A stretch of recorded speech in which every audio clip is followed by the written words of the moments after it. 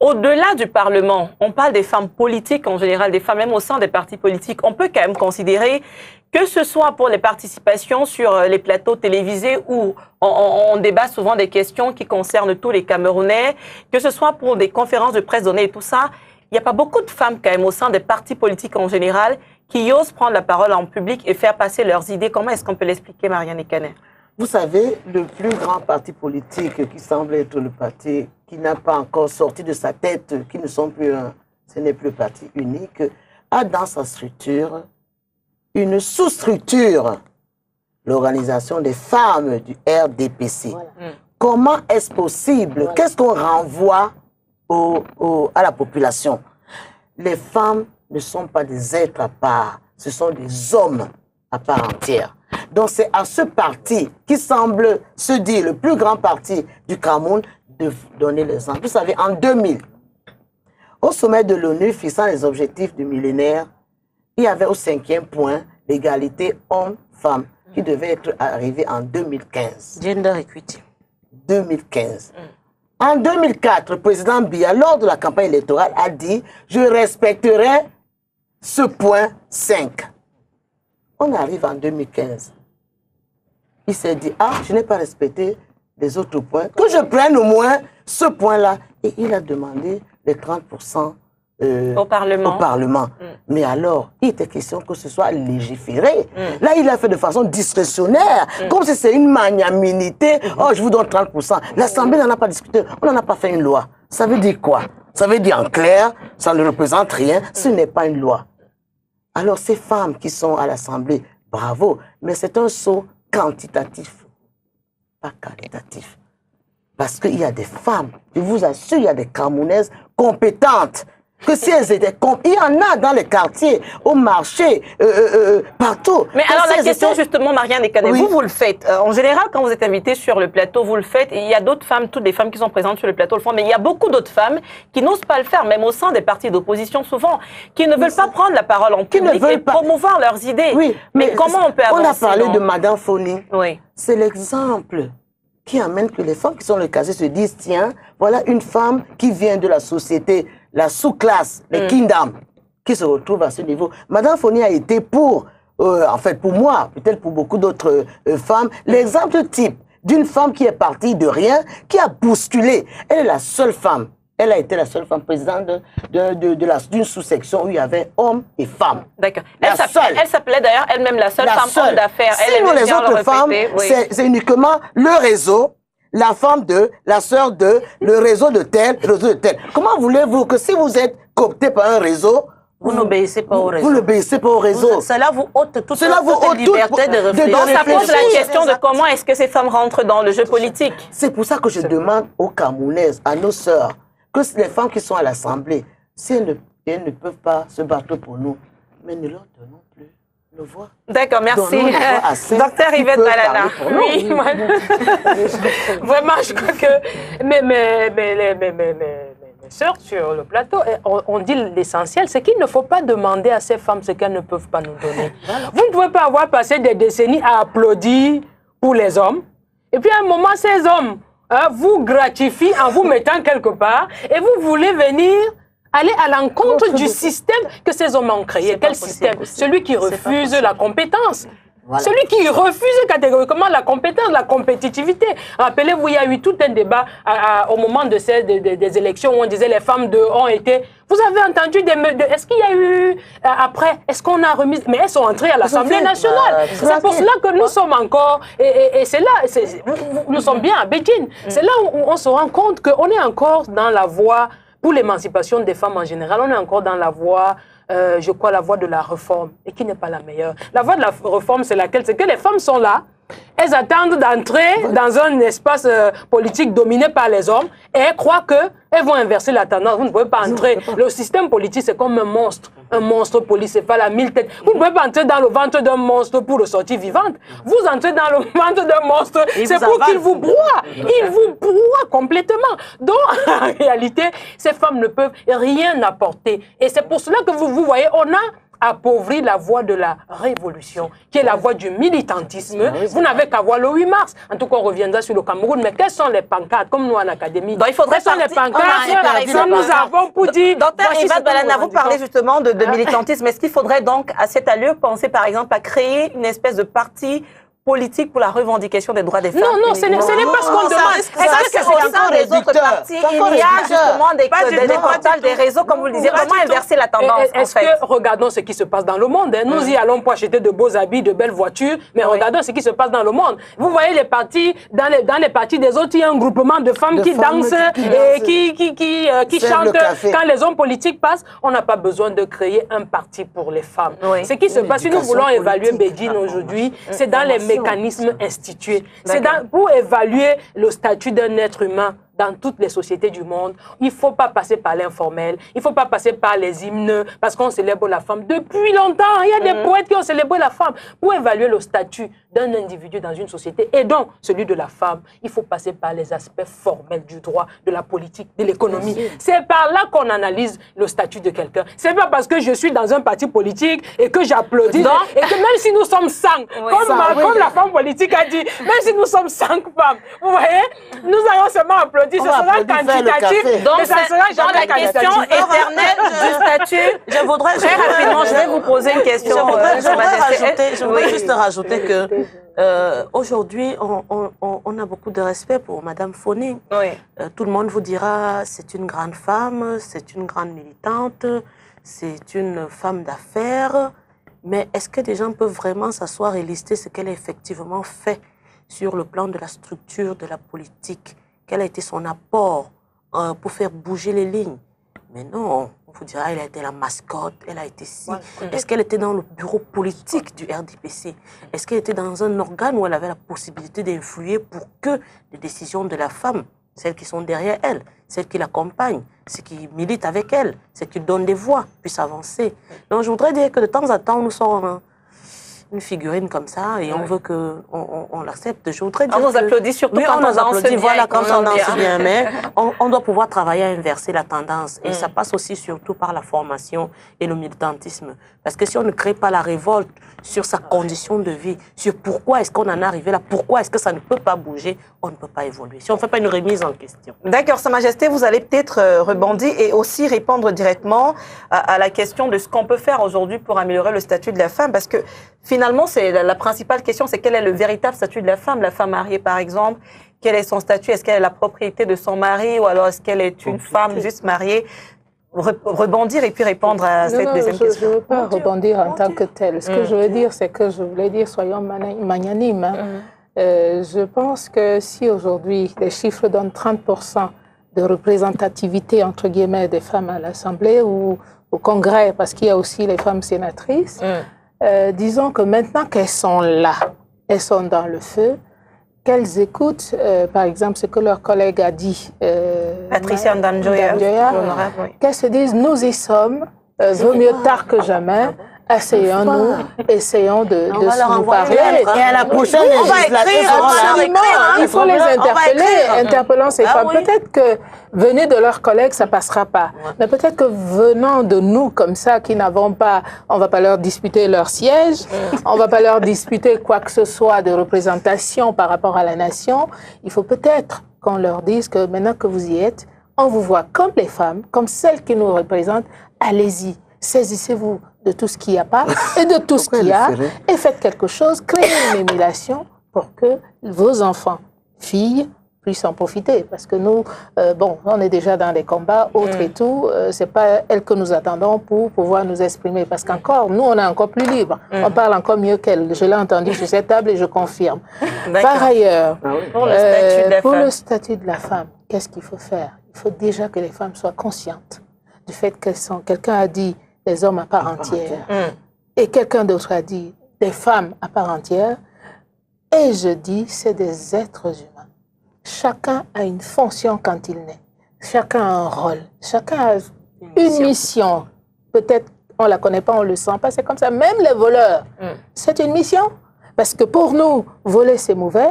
Mais peut-être que ça équilibre, ça établit quelque chose quelque part. Il faut toujours...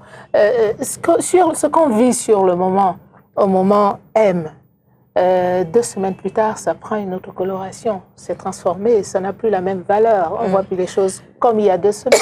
Je suis certaine que si on me ramène l'année dernière, je vais essayer de corriger ce qui me paraissait juste alors. Cette année-ci, je ferai autrement. Donc, on interpelle ces dames. Il est temps que vous bougiez en pensant que vous êtes des femmes, même celles qui sont arrivées parce que les femmes d'eux. Puisque quand je regarde ailleurs, ces femmes qui, même au XVIIIe siècle, ont réagi par rapport aux femmes, étaient les femmes d'eux ou les filles d'eux. Mais qui ont osé elles se sont servies, justement, sociales pour essayer de parler. Quand on va au siècle des Lumières, les premières femmes qui ont poètes, écrivaines et tout, c'était les filles d'eux. Mais elles se cachaient dans leur chambre à écrire parce que c'était interdit. Mais elles profitaient quand même des valets, soit du mari, de machin, pour publier en donnant des faux noms, des noms d'hommes et tout ça. Mais plus tard, on a su que c'était les femmes. D'accord. Pourquoi est-ce qu'elles ne le font pas? Pour qu'elles ne le font pas pour le moment, et peut-être qu'elles le feront. En tout cas, on a eu la réaction d'une femme politique d'un parti d'opposition. On a également tendu notre micro à l'honorable Élise Pokossi-Ngoumbe, qui est elle également députée, mais du parti au pouvoir. Son avis sur la question, on le suit. La loi fondamentale au Cameroun donne les mêmes prérogatives à la femme et à l'homme. Donc, il n'y a aucun problème pour une femme de s'affirmer et d'être un député à part entière à l'Assemblée nationale. Maintenant, à savoir si une femme ministre, une femme députée, une femme, etc., a les mêmes prérogatives ou la même façon de faire que l'homme, vous savez, il y a un cadre dans lequel on évolue quand on est membre du gouvernement et il y a une politique. Par exemple, quand on définit la politique, on est obligé de être dans ce cadre et faire évoluer les choses par rapport à la politique définie par le gouvernement. Et quand on soit femme, homme, c'est la politique du gouvernement qu'on suit. On est obligé de poser les actes qui font avancer donc la politique et l'action du gouvernement. Maintenant, en tant que femme, je suis députée de la nation, c'est vrai, mais je suis aussi femme et je me préoccupe de ma circonscription, étant entendu que en dehors des sessions, je suis dans un cadre où je dois m'investir. Donc peut-être que les femmes s'investissent, je vais pas choquer, un peu plus que les hommes, et parce que la femme est à l'écoute des souffrances, la femme est à l'écoute des problèmes. Donc, pour revenir un tout petit peu très rapidement sur le statut de la femme, on va y aller avec vous, Marianne, parce que c'est par là qu'on va sortir. Marianne, elle tousse, elle ne peut pas parler maintenant. Vous pouvez d'accord. Bon, d'accord. Ok, allez-y. D'accord, allons-y, Marianne, on ira avec vous. Le statut de la femme dans la société camerounaise, quand elle est mariée, quand elle ne l'est pas, quel est le véritable statut de la femme? Alors, le statut de la femme ne peut pas être défini aussi globalement que vous le demandez. Ce que je dis, c'est que l'âge mental de la femme aujourd'hui est encore assez jeune pour comprendre certaines choses, pour comprendre les défis et les enjeux. Mais ça ne veut pas dire qu'il ne faut pas travailler. Okay? Il faut travailler. Il faut que nous qui sommes ici sur cette table, nous soyons ce qu'on appelle chez les anglo-saxons des transformers. C'est-à-dire des gens qui sont capables, lorsqu'elles arrivent, qu'elles puissent parler à leurs sœurs, à leurs filles, à leurs collègues et tout, pour susciter et créer en elles l'électrochoc, pour leur dire ne restons plus longtemps asservis, ne restons plus des observatrices de la société, agissons. Devenons également des moteurs de transformation. Parce que si nous nous arrêtons seulement à parler sur le plateau et dans nos vies, nous ne pouvons pas faire des exemples, nous ne pouvons pas rassembler, nous ne pouvons pas mobiliser, nous ne pouvons pas moraliser pour leur dire faites attention, formez-vous, soyez prêtes. Parce que lorsque le changement arrivera, ce ne sera plus le moment de s'en former, ce sera le moment de passer à l'action et d'agir. Donc, il faut se préparer dès maintenant. Alors, les solutions, puisqu'on en est là maintenant, les solutions pour faire avancer les choses, que ce soit au niveau du Parlement, que ce soit au niveau de la vie courante, qu'est-ce que les femmes doivent faire aujourd'hui? Oui, je vais donner ce que je pense comme solution, mais il faut d'abord qu'on définisse vraiment le statut de la femme. D'accord, allez-y. Camerounaise, peut-être. Elle l'a dit, mais moi, je suis littéraire, excusez-moi. Vous pouvez ne plus me donner la parole après, mais c'est important, nous sommes le 8 mars. Moi, je suis littéraire et la littérature est, comme on dit souvent dans les grands mots de l'université, saisie symbolique du monde. C'est-à-dire que si vous voulez étudier une société, dans ces méandres, vous passez par la littérature. Même si au Cameroun, la littérature, quand on parle de culture, on parle toujours des musiciens qui nous font danser nus et qui contribuent à vendre l'image selon laquelle la femme est un objet sexuel. Cela dit, quand je lis Mongo Betty, Francis Bébé, Calix Beyala, Lee King, Léonora Miano, vous voyez un peu la génération d'écrivains, ce qu'ils disent, ce que le statut, la condition de la femme camerounaise est une condition malheureuse et qu'elle a un statut d'esclave. C'est explicitement dit. Il faut qu'on lise nos romans. Donc, ils le disent. Et si, comme moi je le dis ici sur ce plateau, on va me dire, qu'est-ce qu'elle raconte? Regardez, elle est enseignante à l'université, elle parle comme elle veut chez elle ou à l'université. Qu'est-ce qu'elle raconte? Mais il ne faut pas qu'on oublie, nous qui sommes sur ce plateau, que nous ne représentons même pas la moitié des femmes camerounaises. Et on parle donc là de la femme camerounaise et de la ruralité. Et sachez que nos villes sont le prolongement du village. Donc on parle là de la majorité des femmes camerounaises qui ont un statut d'esclave. Ce sont les écrivains qui le disent. Ce pas des gens, des fous. Ce sont des gens qui ont les pieds sur terre et la tête au ciel, comme on a l'habitude de dire. Et qui ont pu mener des études sur la question. Mener des études. Donc c'est un statut d'esclave. Et pour prendre un exemple simple, la femme qui est au fond d'un village du Cameroun, elle fait comment pour avoir de l'eau? Elle marche combien de kilomètres pour travailler un champ? Une terre qui ne lui appartiendra pas parce qu'elle n'a pas accès à la propriété foncière. Voilà le statut de la femme camerounaise. Et même quand elle doit accoucher, elle marche combien de kilomètres de son village pour trouver une pseudo-maternité, sinon elle le fait à la maison. Dans quelles conditions? Voilà ce que les Mongo Betty décrivent depuis 50 ans et qui n'a pas beaucoup bougé. Vous voyez? Donc, c'est un statut tel que je le définis là. Maintenant, quelle est la voie? On a parlé tout à l'heure de la voie de la réforme, c'est qu'ils entrent à l'Assemblée nationale, on a la voie de la révolution, on a Marianne qui est là qui peut bien nous dire comment le militantisme n'est pas évident dans notre société. Marion l'a dit, vous voyez comment nos sœurs sont là, comme si elles étaient anesthésiées. Et ces écrivains disent même qu'elles ne projettent leur bonheur, leur autodétermination que par rapport à l'homme. Ça, c'est ce que les Mongo Betty disent.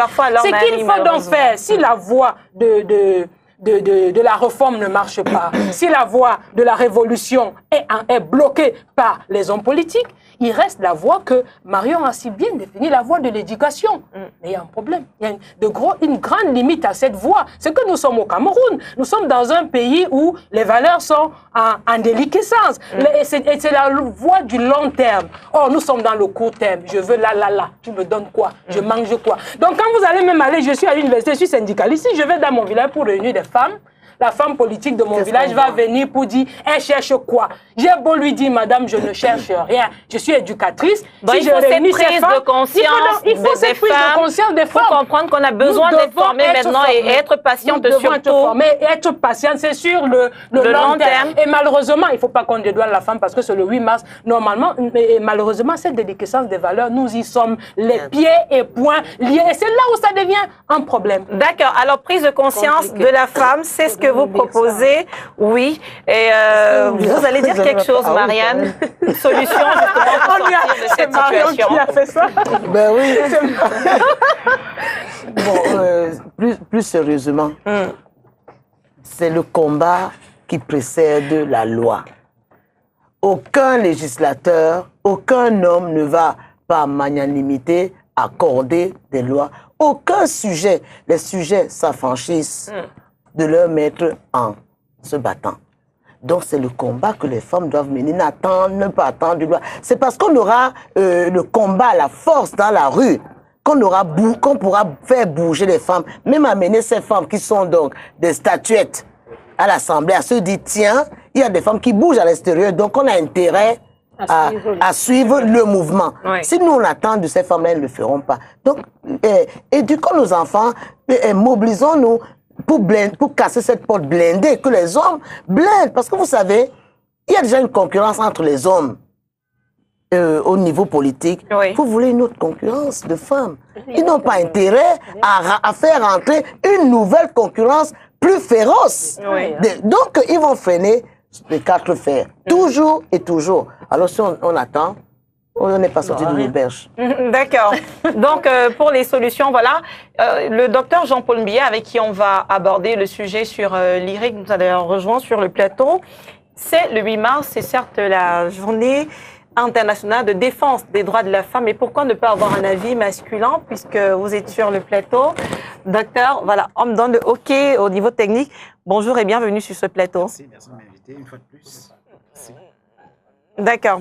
Donc, on reviendra vers vous le temps que tous les détails techniques soient réglés. Peut-être revenir très brièvement sur la question du statut de la femme mariée. Je tenais à ce qu'on l'évoque également. On n'a malheureusement plus assez de temps.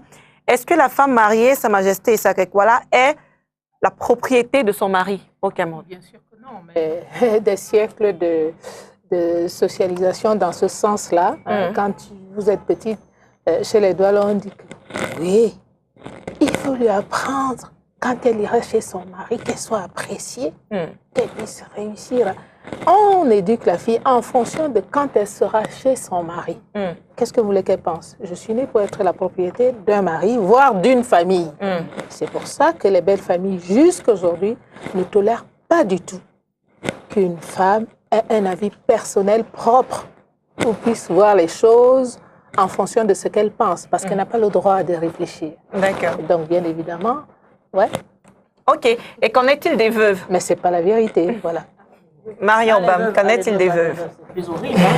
C'est plus horrible parce que beaucoup de femmes que vous allez rencontrer, leur pleurs, c'est seulement quand mon mari était vivant, on ne me disait pas ça. Ouais.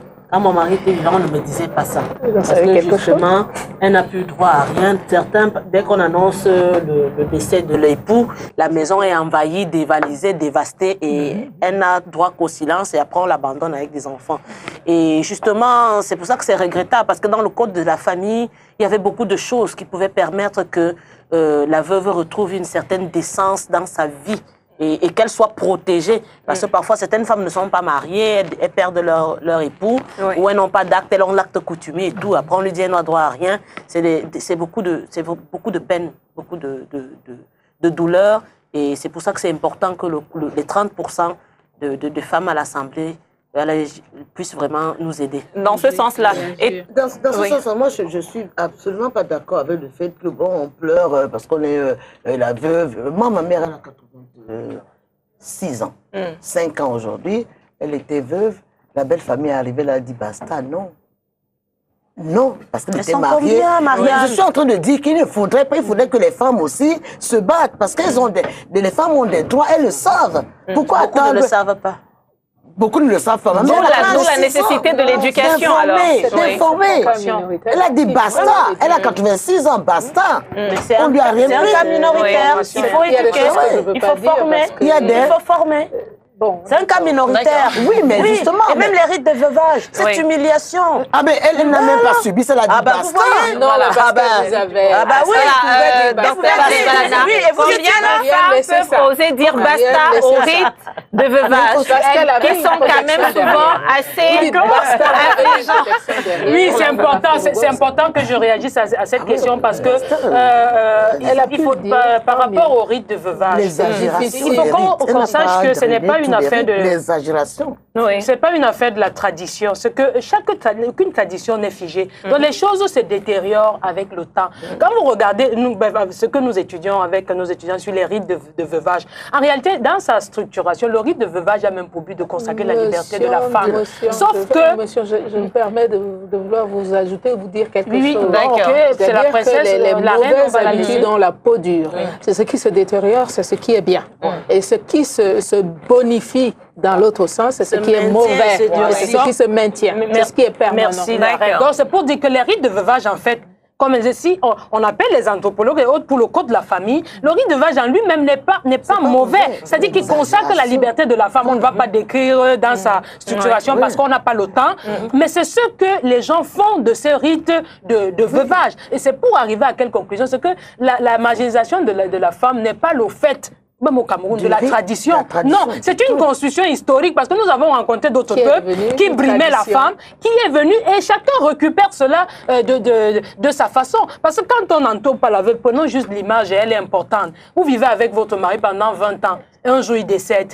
Vous croyez que c'est quelque chose psychologiquement de facile à vivre? Donc, le rite de veille, c'était un moyen de cadrage psychologique. Bon, quand on l'enlève complètement, sans seulement recadrer les choses, que deviennent ces femmes? Est-ce que nous avons la culture de voir les psychologues? Alors maintenant, ce n'est pas une tradition. C'est devenu une tradition. Et combien de personnes sont prêtes à laisser tomber la tradition? C'est devenu la tradition moderne. La tradition moderne, ce ne sont pas nos coutumes culturelles qui encouragent tout ce que les gens font là. D'accord, merci docteur. Ok, on n'a malheureusement plus le temps sur les sujets. Le docteur, alors, docteur, une fois de plus, bonjour et bienvenue sur le plateau. Merci de recevoir. D'accord. Alors, très rapidement, on est en train de célébrer la journée à nous consacrée aujourd'hui. Vous avez suivi les débats avec beaucoup d'attention. Ce que vous en dites de tout ce qui a été dit sur ce plateau? Bon, j'ai 3 observations à faire. La première, c'est d'abord, il y a une des intervenantes, une consoeur qui a parlé de, je crois, le pain est réducteur. Moi, je ne pense pas.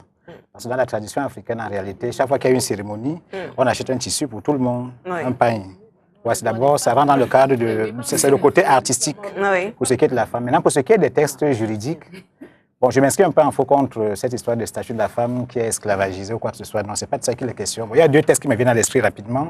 Le texte de la loi de 1924 qui abolit l'indigénat et évidemment le texte de la loi de 1967 sur le lévirat où la femme était considérée comme étant comme un bien pour la famille. Ces textes ont été abrogés à ce jour. Bon, maintenant, ma lecture va à l'endroit du politique, à savoir quelles sont les dispositions qui sont prises actuellement par rapport à la femme. Je pense qu'il y a une évolution. En remontant le cours de l'histoire, ça fait à peine 1 semaine qu'une femme a été promue, une femme officier supérieure à la fonction de commandant de légion. C'est la première femme en Afrique centrale. Là, c'est un signal fort que le chef d'État envoie à la gestion des femmes. Bon, mais maintenant, pour ce qui est de l'université, non, ce n'était pas forcément propagandiste. C'est un acte régalien. Maintenant, pour ce qui est de l'université, parce que là, bon, je suis en service à l'enseignement supérieur depuis une dizaine d'années, je pense que les efforts faits par le gouvernement, les efforts du gouvernement à l'endroit des femmes me semblent considérables pour ce qui est des femmes. Oui. Parce que, par exemple, à la tête des universités, les femmes, le nombre de femmes est quantitativement apprécié. Mais ce n'est pas là mon débat de fond. Le débat de fond, c'est au niveau de ce que la société apporte à la femme en termes de promotion juridique, en termes de promotion politique et en termes de promotion économique. Maintenant, au niveau de l'université, par exemple, il vous vient à l'esprit qu'aujourd'hui, à travers le centre de formative de création d'entreprise, une jeune étudiante aujourd'hui peut se mettre en groupe avec ses camarades de classe et mettre en place une entreprise en 3 jours, moyennant moins de 50 000 francs. C'est un jeune étudiant, ce n'est pas une jeune étudiante. Je veux dire que la loi n'est pas basée sur le genre. C'est un jeune Non, mais c'est les facilités qu'offre l'enseignement supérieur pour les jeunes filles. D'accord. Il y a également des jeunes filles dans les filières scientifiques qui ont des bourses, des primes. Dans ce sens, je pense à ce niveau, on peut quantitativement le faire sur ce plateau, si vous donnez l'occasion de pouvoir dérouler à peu près l'état de service d'enseignement supérieur sur 10 ans. On aura dans ce cas plus assez de temps pour aborder le dernier sujet, malheureusement. Donc, des jeunes filles, même en termes d'attribution des chambres dans les universités, sont prises en compte. Donc, il n'y a pas une marginalisation ou alors un exclusivisme pour ce qui est de la jeune fille aujourd'hui au niveau du campus universitaire. Bon, on a une femme rectrice sur 8, mais 3 sont secrétaires généraux, secrétaire général sur 8. Ça, c'est plus de 45%. On peut descendre au niveau des établissements et même au niveau du professorat, les femmes professeurs titulaires, les femmes maîtres de conférences, chargées de cours. Combien de femmes proviseurs également? C'est autant de questions. OK, merci pour cette participation.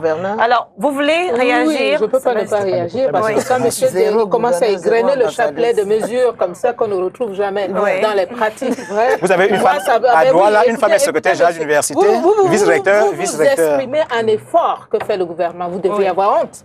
Vous pouvez dire ça s'il y avait un homme en face? C'est un fait. C'est un fait. Oui, les faits, c'est les efforts. L'université de Douala a vice-recteur une femme, a secrétaire général une femme. Vous parlez d'abrogation des lois de 1924. Écoutez, l'autorisation de sortie de la femme. Aucune loi. Ça n'existait dans aucune loi. Mais dans la pratique, je ne pouvais pas sortir si mon mari ne me l'autorisait pas, même lorsqu'il était en voyage et devant une situation d'urgence. Attention, vous avez lu les tests de 90. Laissez-moi vos histoires de lire les tests de 90, machin. Quand vous égrenez comme ça, dès qu'on sort, les flics arrivent, ils vous arrêtent, alors que ce n'est pas dans la loi. Donc faites très attention. quand vous êtes avec des femmes qui ont une certaine expérience, parce qu'elles ont vécu, parce qu'elles vivent les choses, ne commencez pas à égrener les textes. Mais chacun défend ses droits. Il y a les droits et obligations. Parce que c'est pas vrai. Il y a les droits et obligations, madame. Il y a ces droits-là, vous les mettez où quand vous voulez appliquer? Mais c'est la femme, les droits de la femme. Vis-à-vis de la femme. Les droits de la femme. D'accord? Des droits de la femme. Les droits de la femme, laissez ça. Vous parlez maintenant des signaux qu'on a donnés.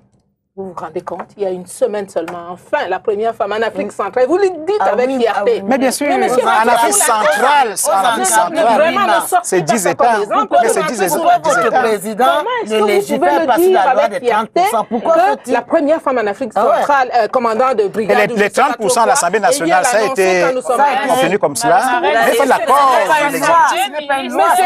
C'est un acte politique, c'est un acte politique. Vous me mettez hors de moi et vous avez l'occupé de nous regarder. On va y aller. Parce que vous trouvez que c'est normal. On va y aller pas à pas. C'est le seul on en a aux abrogations. On en a la première famille.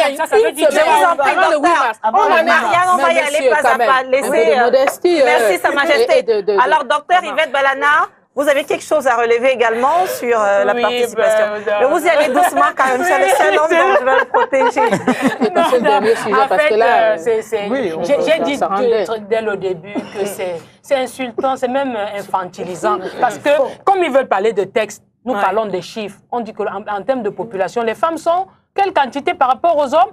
Prenez seulement le gouvernement. Je vous ai dit, comme les stéréotypes sont forts, les méthodes, les réformes doivent être fortes pour donner le signal à la petite fille qui est là-bas, au quartier, qui voit 62 ministres entrer en conseil de ministres et parmi lesquels il y a 7 femmes. Vous voulez que ça bouge quelque chose dans sa tête? Parce qu'on aime bien dire les femmes camerounaises, elles sont là amorphes, elles attendent tout de l'heure. Madame, 62 ministres pour les avancées qu'il y a. Et là, je peux donc aller dans ce sens pour l'éducation au Cameroun. Vous avez vu Madame Nadjo Valo Belkacem? Si on me nomme, on va dire c'est un enfant, c'est une petite fille. Vous avez vu son petit minou à la télé? Et nous sommes ouverts sur le monde. Et c'est en France, s'il vous plaît. Et c'est en France. Et les femmes... Ministère, secrétaire d'État pour le soumettre. J'ai dit, nous sommes en France, s'il vous plaît. J'aimerais terminer. Nous sommes en France, dans le pays que même nos hommes politiques présentent comme puissants. Vous avez vu le minois de la femme qui est ministre de l'Éducation nationale. Et si, c'est pour dire quoi? C'est pour dire que les stéréotypes chez nous, ils sont résistants et qu'on ne se moque pas de nous parce qu'on a nommé une femme. Prenez seulement l'exemple, c'est qui est un signal fort qu'une petite fille peut voir tous les jours à la télé quand elle voit un conseil de gouvernement, elle voit les gens entrer.